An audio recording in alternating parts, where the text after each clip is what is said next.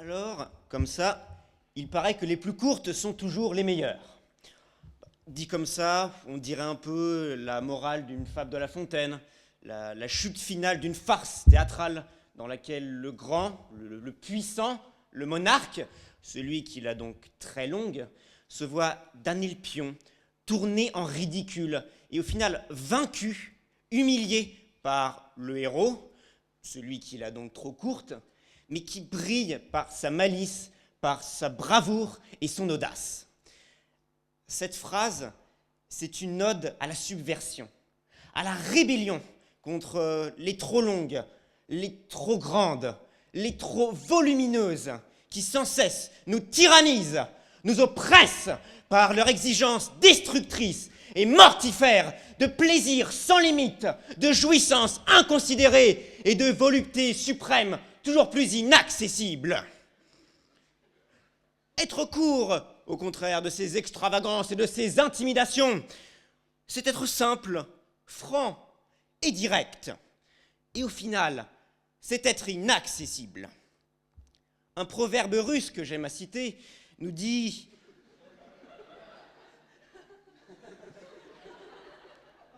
il nous dit que la langue, bien que courte, commande à tout le corps.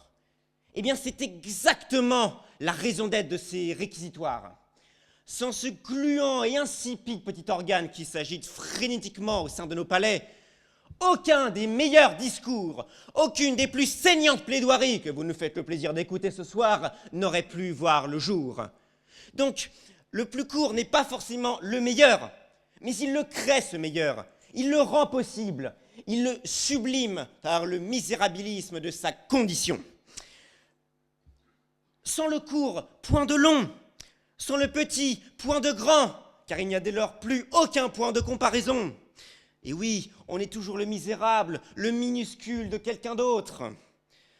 Et au final, on ne se rendra jamais assez compte à quel point, et ce, dans tous les domaines, le petit, le chétif, le malingre, l'insignifiant peut contrôler le réel à nos dépens. Et ce, bien loin de ce qui est noble, grand et fier.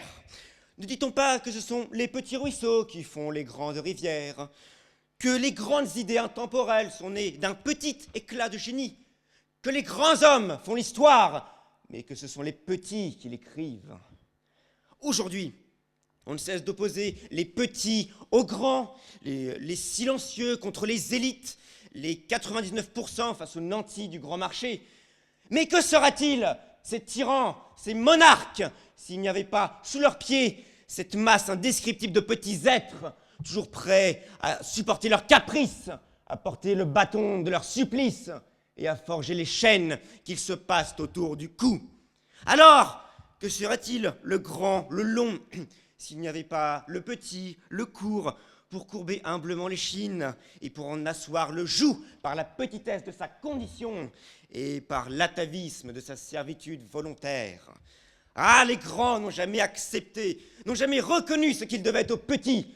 Tout juste se sont-ils abaissés à les considérer avec suffisance et mépris.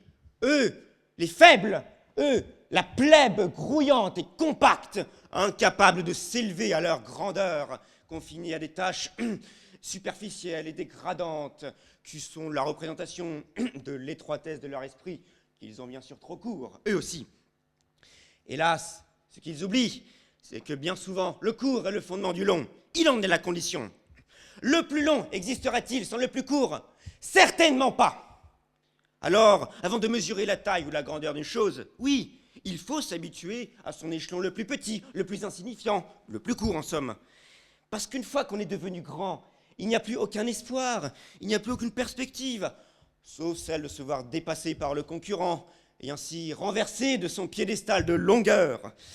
Et à la crainte de la routine de l'éclat se substitue la peur de tout perdre, la peur d'être dépassé, la peur de ne pas survivre au tumulte des choses.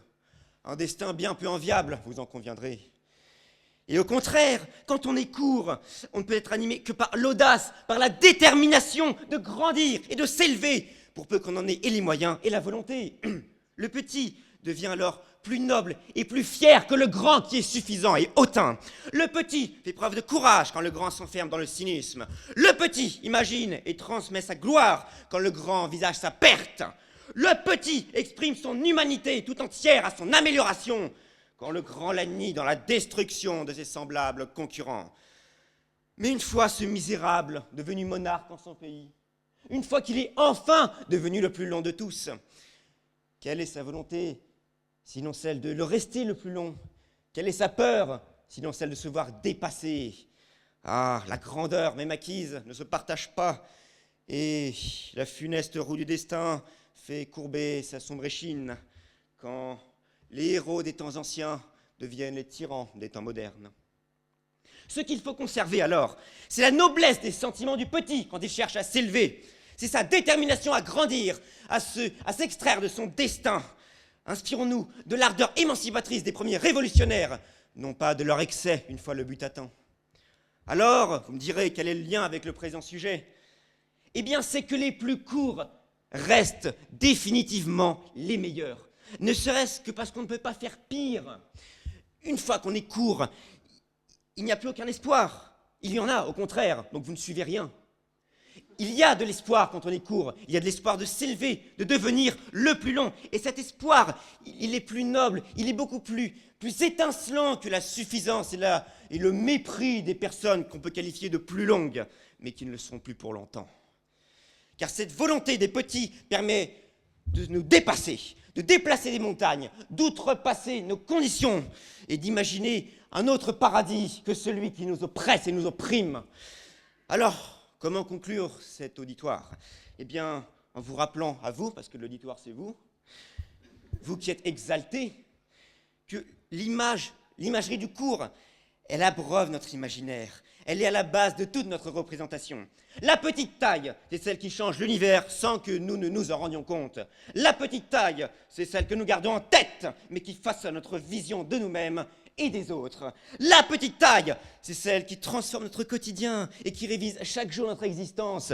La petite taille, sans elle, nous serions aveugles et de notre perfection est perdue dans notre démesure. Alors, il faut que chacun de nous fasse la part belle à ce qu'il a de plus petit en lui, sans peur de la frustration, car le pouvoir de la petite taille sur la création est insoupçonné. Et, comme nous le rappelle si bien Pascal, le nez de Cléopâtre, s'il eût été plus court, toute la face de la terre en aurait été changée. Alors que cela vous serve de leçon. Je vous remercie.